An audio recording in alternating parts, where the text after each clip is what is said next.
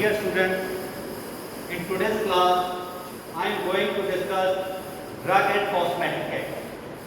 Drug and Cosmetic Act. This act was passed in the year 1940. Hence, this act is also known as Drug and Cosmetic Act 1940. Till then, it has been amended so many times. इसमें जो amendments बहुत ज़्यादा हो चुकी हैं, तो ये जो एक्ट है इसको पास करने का ऑब्जेक्टिव क्या था? On the recommendation of drug inquiry committee to regulate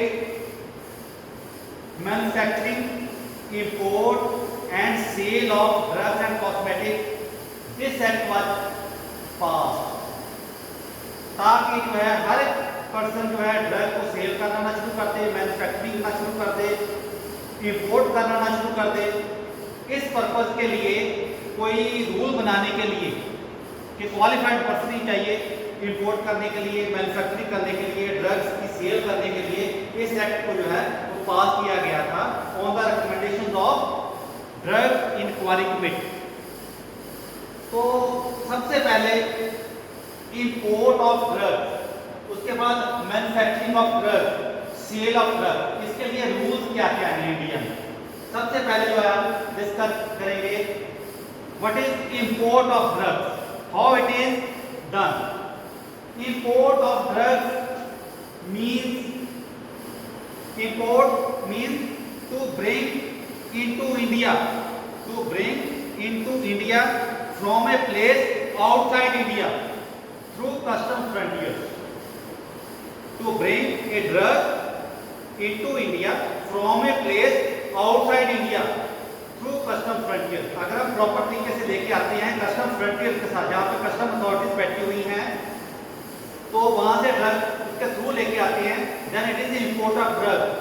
अगर चोरी छिपे आ रही है then it is smuggling, then it is जैसे हेरोइन वगैरह के आप न्यूज वगैरह पढ़ते हो आप, चोरी छिपे जो आती हैं, that is smuggling, that is not import of drug. तो इंपोर्ट ऑफ ड्रग्स जो है इसका मतलब क्या है? To bring into India from a place outside India through custom frontier, custom authorities के थ्रू जो है ड्रग लेके आई जाती है, उसको कहते हैं इंपोर्ट ऑफ ड्रग।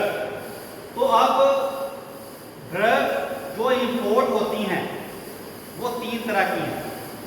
पहली तो है कि जिनको इंपोर्ट हम कर ही नहीं सकते, under no circumstances it can be imported.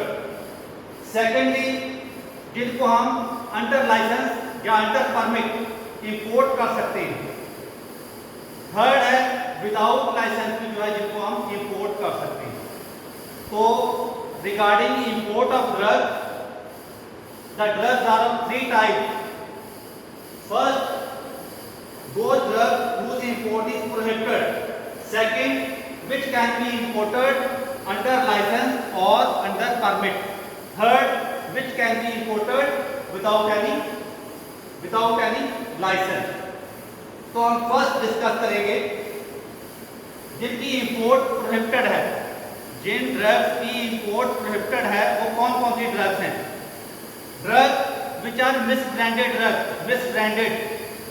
Misbranded जो है जिनको कलर कर दिया गया है, कोट कर दिया गया है, पॉलिश कर दिया गया है, ठीक, in uncertain manner, misbranded drug. Adulterated drug जिनकी अडल्ट्रेशन की गई है।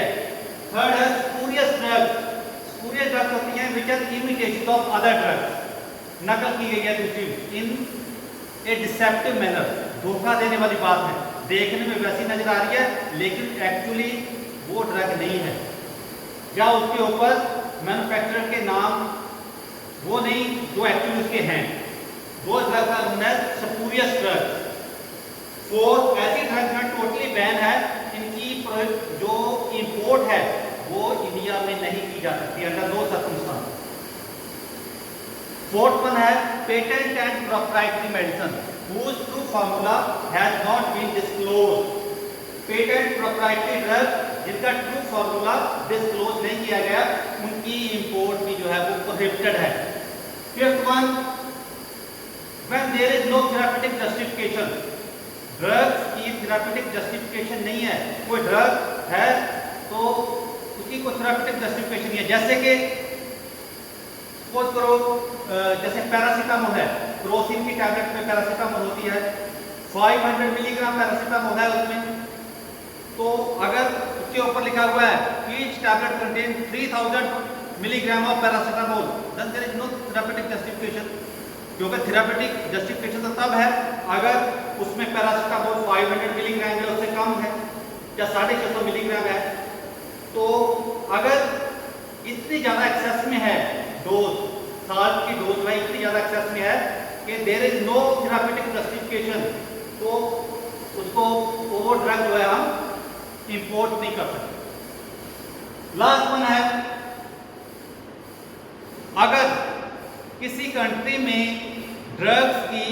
किसी ड्रग की सेल मैन्युफैक्चरिंग बैन की हुई है, उस ड्रग को उस कंट्री से हम जो है इंपोर्ट नहीं कर सकते। सपोज करो कनाडा में या इंग्लैंड में कोई ड्रग है, उसकी मैन्युफैक्चरिंग बैन की हुई है, उस ड्रग की सेल को बैन किया गया है, तो उस कंट्री से हम कैसे मंगवा सकते? उस कंट्री से जो है हम इंपोर्ट नहीं कर सकते वो ड्रग।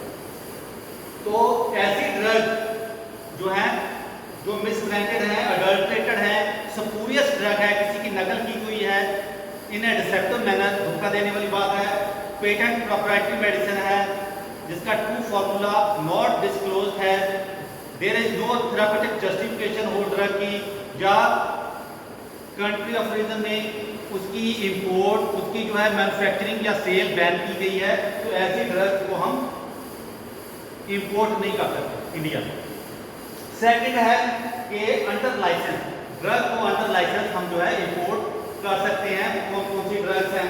जैसे कि शेड्यूल C1 ड्रग है, जितने भी स्पेशल प्रोडक्ट्स हैं, बायोलॉजिकल स्पेशल प्रोडक्ट्स हैं, जैसे कि एंटीबायोटिक्स वगैरह हैं, बायोलॉजिकल प्रेपरेशन जैसे कि वैक्सीन हैं, एंटीसीरा वगैरह है, टेटनस टॉक्साइड वगैरह है, ऐसी जो प्रेपरेशन है वो शेड्यूल C1 में आती है। तो ऐसी ड्रग को अगर हम इंपोर्ट करना चाहिए तो उसके लिए अलग से लाइसेंस लेना पड़ता है। शेड्यूल X ड्रग्स होती हैं जो हैबिट फॉर्मिंग ड्रग्स होती हैं। हैबिट फॉर्मिंग ड्रग को अगर हमने इंपोर्ट करना है उसके लिए अलग से लाइसेंस लेना, अलग तरह का लाइसेंस होता है। फिर थर्ड टाइप जो है जिसका लाइसेंस मिलता है वो है कि हमें किसी टेस्ट पर्पज के लिए, एनालिटिकल पर्पज के लिए कोई ड्रग चाहिए, हमने वो खाने के लिए यूज नहीं करनी, किसी ट्रीटमेंट के लिए यूज नहीं करनी, बल्कि किसी टेस्ट करने के लिए, ड्रग्स के टेस्ट करने के लिए, ड्रग्स की जो है एनालिसिस के लिए हमने यूज करनी है वो ड्रग, उस ड्रग को हम इंपोर्ट कर सकते हैं। उसके लिए थर्ड टाइप का लाइसेंस चाहिए। फोर्थ वन है ड्रग्स फॉर पर्सनल यूज। अगर कोई बाहर कंट्री में कोई रह रहा है तो इंडिया में वो रहने आया 6 महीने के लिए, इंडिया में रहने आ रहा है, तो वो अपने साथ वो मेडिसिन लेके आ सकता है विद प्रिस्क्रिप्शन। तो जितनी डोज को लेके आ रहा है उतनी जो है there should be some therapeutic justification. जैसे दिन में किसी को डायबिटीज है, दिन में 2 टैबलेट खा रहा है, 6 महीने में रहेगा, जबकि 180 डेज रहेगा, तो 360 tablet that person can take.